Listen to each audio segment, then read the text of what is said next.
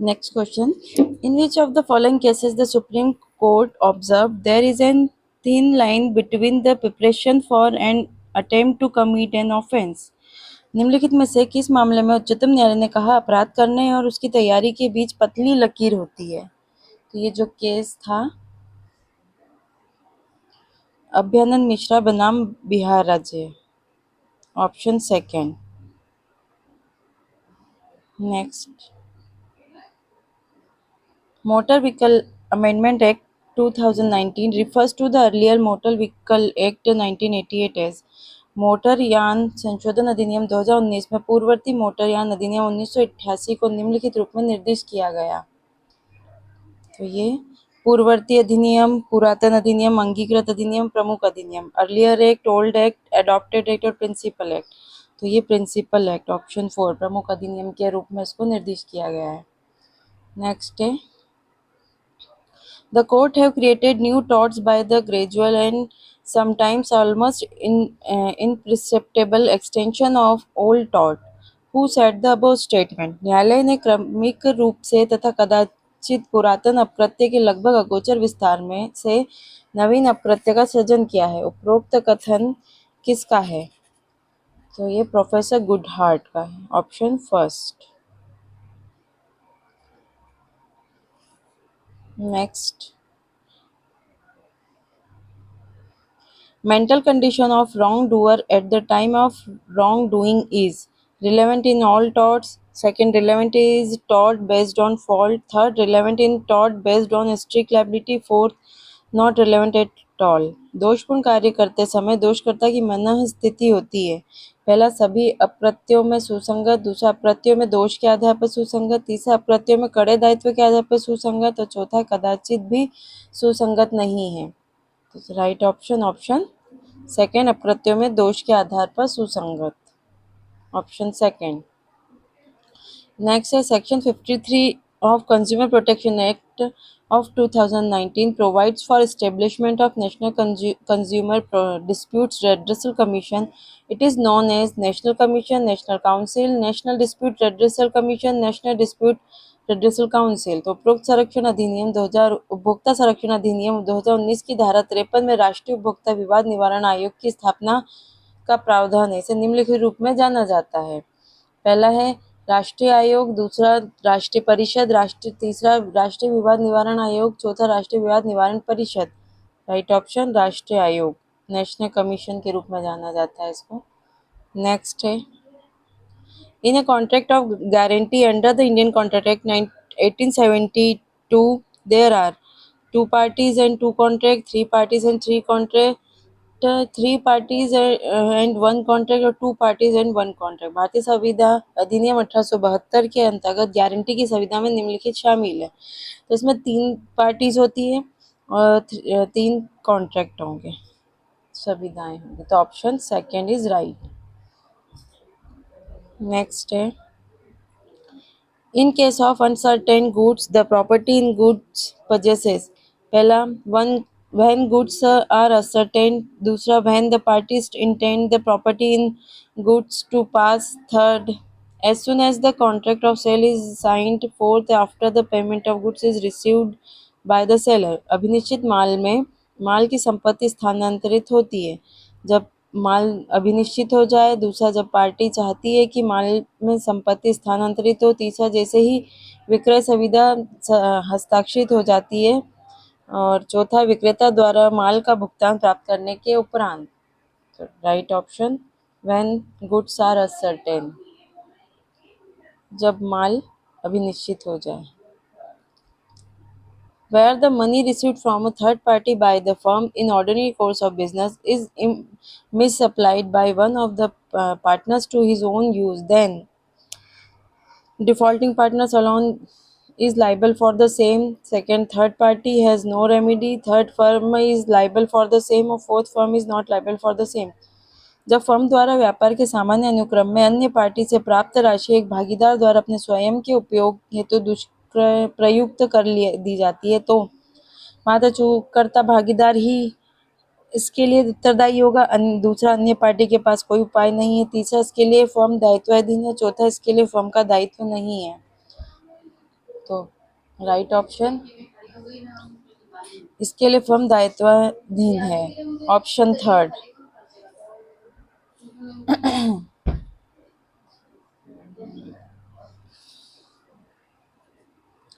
Who among the following can remove the name of company from register of companies on suo motu basis in terms of section 248 subsection 1 of the Companies Act 2013?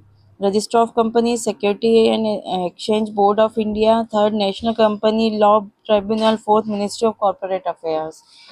Company अधिनियम 2013 की धारा 248 एक के अनुसार निम्नलिखित में से कौन स्वतः संज्ञान के आधार पर कंपनी के रजिस्ट्रार से किसी कंपनी का नाम हटा सकता है? तो ये आरओसी जो कंपनी का रजिस्ट्रार होता है वो हटा सकता है। Next, which of the following is not a primary source of Muslim law? सुन्नत, इजमा, उर्फ, कियास। कौन सा स्रोत मुस्लिम विधि का मूल स्रोत नहीं है? तो उर्फ नहीं है, बाकी सब इसके प्राइमरी सोर्स है। नेक्स्ट है, originally under the Hindu Marriage Act 1955, divorce was based on consent theory, breakdown theory, fault theory और will theory। हिंदू विवाह अधिनियम 1955 के अंतर्गत विवाह विच्छेद मूलतः निम्नलिखित पर आधारित था: सहमति का सिद्धांत, शादी ध्वस्त का सिद्धांत, दोष सिद्धांत और स्वेच्छा सिद्धांत। तो ऑप्शन थर्ड फॉल्ट थ्योरी दोष सिद्धांत पर आधारित है। नेक्स्ट है, which of the following judgment does not deal with the need of enactment of uniform civil code in India? निम्नलिखित में से कौन सा निर्णय भारत में समान नागरिक संहिता बनाए जाने की आवश्यकता के संबंध में नहीं है? तो जो नहीं है वो अशोक हुर्रा बनाम रूपा का है। ये जो केस है वो क्यूरेटिव पिटीशन है जो उस पर डिपेंड, बाकी तीनों जो है वो यूसीसी पे है। तीनों में जो आएंगे मोहम्मद अहमद खान वर्सेस शाहबानो बेगम, दूसरा है Sarla Mudgal versus Union of India, third है John Vallamattom versus Union of India. Next, which of the following judgment do not deal with the matter of live-in relationship? निम्नलिखित में से कौन सा निर्णय लिव इन संबंध के विषय में नहीं है? तो राइट ऑप्शन है ऑप्शन सेकंड। ये वाला केस शारदा वर्सेस धर्मपाल, ये लिव इन रिलेशनशिप से नहीं है। जो लिव इन रिलेशनशिप से रिलेटेड है वो है Indira Sharma versus V K Sharma, second है एस खुशबू वर्सेस कन्हैयामल और थर्ड है चुमुनिया वर्सेस चुमुनिया कुमार सिंह।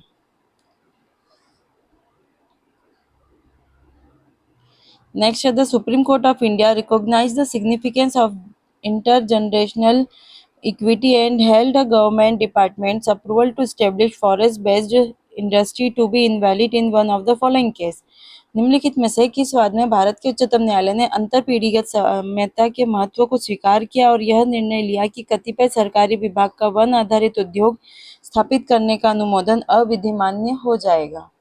तो ये जिस केस में हुआ था वो था Himachal Pradesh, state of Himachal Pradesh versus Ganesh wood product, option first. Next है, the preamble to both Environment Protection Act and Air Prevention and Control of Pollution Act were passed to implement the decision reached in one of the following: San Francisco Conference 1945, second है United Nations Conference on Environment and Development 1992, third United nation conference on the human environment 1972 और United nation conference on environment 1982। पर्यावरण संरक्षण अधिनियम तथा वायु प्रदूषण निवारण एवं नियंत्रण अधिनियम की उद्देशिका को निम्नलिखित निर्णय के फलस्वरूप कार्यान्वयन हेतु पारित किया गया था। तो ये जो दिया था United nation of conference on the human environment 1972, मानव पर्यावरण संबंधी संयुक्त राष्ट्र सम्मेलन। नेक्स्ट है, the government of India's policy on abatement of pollution adopted certain guideline principle in the year 1992. Which of the following is not covered under the said guidelines principle? Prevention of pollution at its source, second adoption of best available technology, third involvement of NGOs for all purpose, fourth public participation in decision making। Bharat सरकार की प्रदूषण में उपशमन संबंधी नीति के अंतर्गत वर्ष 1992 में कतिपय मार्गदर्शन सिद्धांत अंगीकृत किए गए थे। कथित मार्गदर्शी सिद्धांत में निम्नलिखित कौन सा सिद्धांत शामिल नहीं है? कि पहला, स्रोत पर प्रदूषण की रोकथाम। दूसरा, सर्वोत्कृष्ट उपलब्ध तकनीक का प्रयोग। थर्ड है सभी उद्देश्यों हेतु एनजीओ की भागीदारी। और फोर्थ है निर्णय लिए जाने में जन भागीदारी। तो ऑप्शन थर्ड है involvement of NGO for all purpose, ये इसका प्रिंसिपल नहीं था। नेक्स्ट है, which of the following is not the function of human rights council? First, to promote human rights education and learning as well as advisory service. Second, to decide issue without making any recommendation to the General Assembly.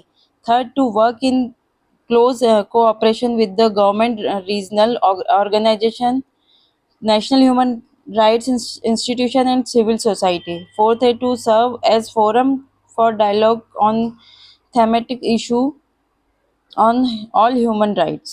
निम्नलिखित में से कौन सा कार्य मानव अधिकार परिषद का नहीं है?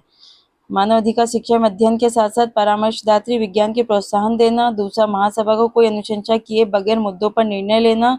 तीसरा, सरकारी क्षेत्रीय संगठनों, राष्ट्रीय मानवाधिकार संस्थानों और सिविल सोसाइटी के साथ गहन सहयोग में कार्य करना। चौथा, सभी मानवाधिकार विषय मुद्दों पर चर्चा हेतु एक मंच की भांति कार्य करना। तो राइट ऑप्शन है to decide issue without making the recommendation to general assembly, ये इसमें मानवाधिकार में शामिल नहीं है, परिषद में। Option second.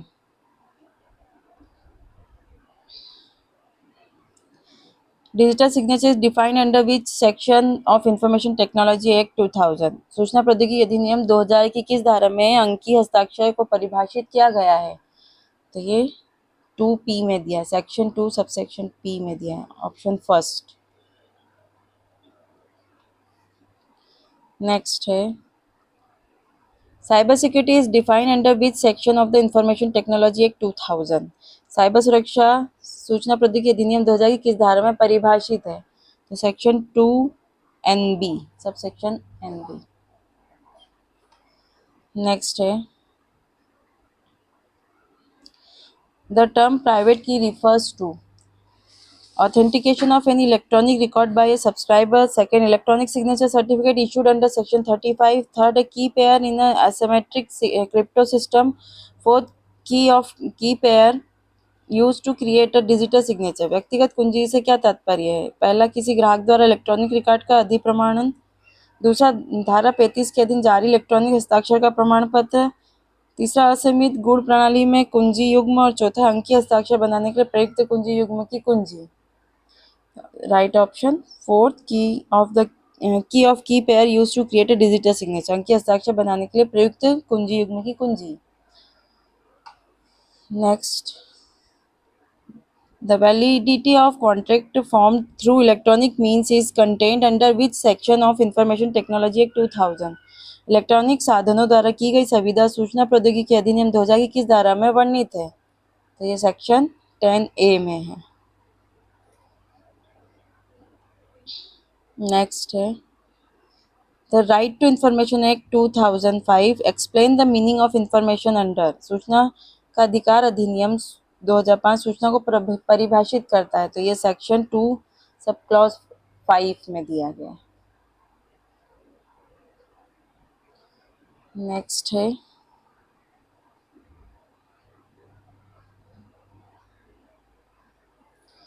Which of the following is related to amendment of the US constitution? निम्नलिखित अनुच्छेदों में से कौन सा अनुच्छेद अमेरिकी के संविधान संशोधन से संबंधित है? तो ये आर्टिकल 5 है, ऑप्शन थर्ड।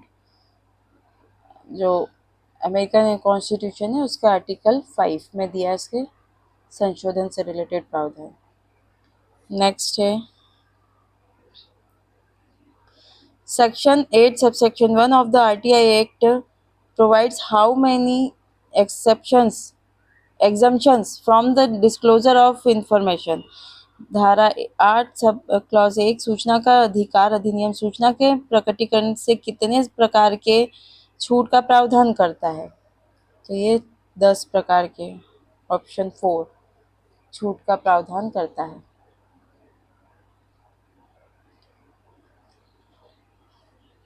नेक्स्ट है, According to Professor Lon L. Fuller, a law is the enterprise of subjecting human conduct to the governance of rules. B. The morality of law has two aspects, external and internal. C. External morality is the morality of aspiration, ideas from which is possible to derive a procedural version of natural law. D. Internal morality of law is the substantive version of natural law. Professor loan L Fuller के अनुसार विधि मनुष्य के व्यवहारों को नियम के शासन के अंतर्गत लाने का उद्यम है। दूसरा, विधिक नैतिकता के दो पहलू होते हैं, बाह्य और आंतरिक। सी है बाह्य नैतिकता उन अपेक्षाओं आदर्शों की नैतिकता है जिनसे प्राकृतिक विधि का प्रक्रियात्मक रूप हासिल करना संभव होता है। चौथा, विधि की आंतरिक नैतिकता प्राकृतिक विधि का मुख्य रूप है। तो राइट ऑप्शन है विधि मनुष्य के व्यवहारों को नियम के शासन के तहत लाने का उद्यम है, और दूसरा विधिक नैतिकता के दो पहलू होते हैं, बाह्य और आंतरिक। तो right option option first. In which of the following cases the duties are not specifically enforced in respect of the act done? The liability of a borrower to repay a debt barred by statute of limitation. B. The liability of borrower to repay the money borrowed by him. C. To refrain the wrongdoer from publication when a label has already been published. Or D. To refrain the wrongdoer to continue the commission of nuisance.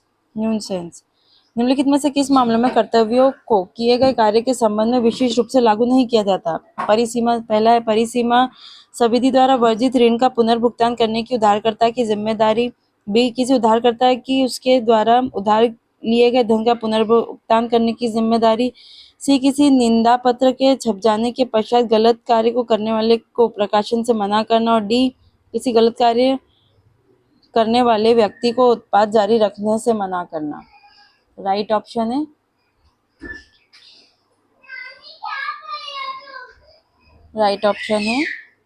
A.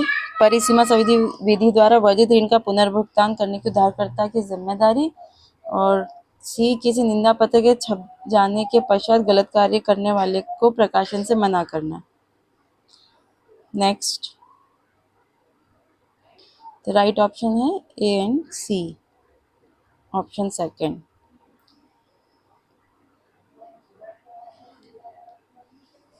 Which of the following statements are correct? A. Global justice inquiries about what justice among human beings consists in. B. Global justice inquiries take individual human beings as of primary concern and seek to give an account of what fairness among such agents involves. C. In the domain of global justice, theorists seek primarily to define justice between states or nations. D. In international justice, in the nation or state is taken as the central entity of concern and justice among nations or state is the focus. निम्नलिखित में से कौन से कथन सत्य है? ए. वैश्विक न्याय इस पहलू की जांच करता है कि मनुष्य के बीच किस प्रकार की न्याय व्यवस्था मौजूद है। बी. वैश्विक न्याय के क्षेत्र परीक्षण में प्राथमिक चिंता के रूप में व्यक्ति को रखा जाता है और इसमें इस बात पर जोर होता है कि किस प्रकार से उसे न्याय प्राप्त हो। सी. वैश्विक न्याय के क्षेत्र के अंतर्गत सिद्धांतकार प्राथमिक रूप से राष्ट्रों के बीच न्याय को परिभाषित करते हैं। डी. अंतर्राष्ट्रीय न्याय में राष्ट्र को प्राथमिक चिंता के विषय के रूप में लिया जाता है तथा राष्ट्रों के बीच न्याय पर बल दिया जाता है। तो राइट ऑप्शन है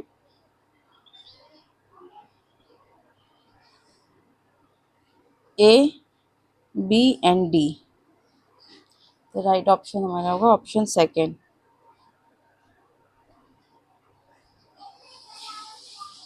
नेक्स्ट है which of the following statement are correct? The preamble contains in nutshell ideals and aspiration of the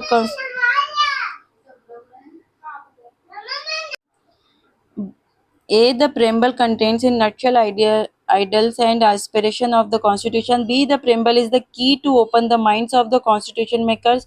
C. The preamble to the Constitution of India is solemnly resolved to secure to its citizens justice and equity. D. The preamble is not the part of the Constitution. निम्नलिखित में से सही कथन का चयन करें। उद्देशिका संविधान के आदर्शों और महत्वाकांक्षाओं का सार है। उद्देशिका संविधान निर्माताओं के मानस पटल में झांकने की कुंजी है। सी, भारत के संविधान की उद्देशिका अपने नागरिकों को न्याय और साम्य उपलब्ध कराने के लिए दृढ़ संकल्प है। डी, उद्देशिका संविधान का भाग नहीं है। राइट ऑप्शन है ए एंड बी। उद्देशिका संविधान के आदर्शों और महत्वाकांक्षाओं का सार है। और बी, उद्देशिका संविधान निर्माताओं के मानस पटल में झांकने की कुंजी है। आज के लिए इतना ही काफ़ी। फिर थैंक्स, मिलते हैं नेक्स्ट वीडियो में।